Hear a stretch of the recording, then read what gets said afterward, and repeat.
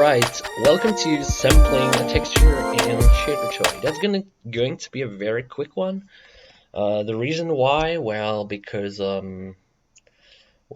it's quite a straightforward, straight to the point. But I haven't seen videos explaining it on YouTube. So once again, let's start by defining our UV, just as we did last time. For the sake of this video, I will go with my UV from 0 to 1. And define the output color, and I'll basically define this for now to be all 0. There we go. So we can show the UV in here. It's just a little review from 0 to 1 on X, from 0 to 1 on Y, but let's say 0 for now. Okay, so in Shadertoy, we see here at the bottom that we have channels, right? We have channel 0, channel 1, 2, 3. And if you click on that, there are many things you can actually sample, like you can or sample, or like I say sample, but it's like a way to, I think okay, so you can like sample music from SoundCloud, webcam, microphone, cube map, volume, videos. There's a lot of things you can do in here, but what we are interested is this tab called textures, and there are a few textures on. I would like to be able to upload my own texture, but it's not actually possible. You can actually open the source code and tweak around, but it's a bit glitchy. So let's select this this one, right? Organic 2.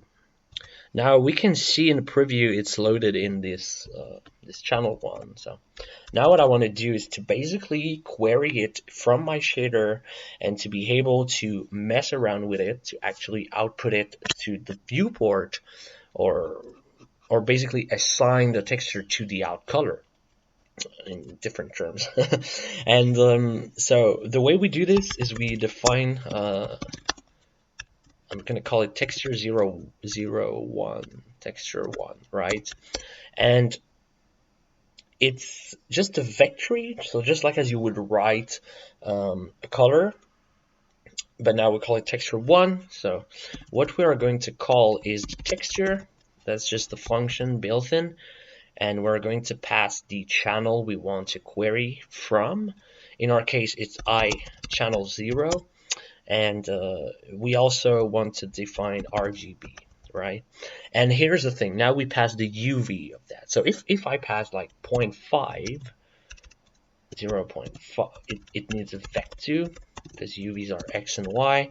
So let's say I pass 0.5, and now I'm just going to throw my color is going to be equal to this guy here.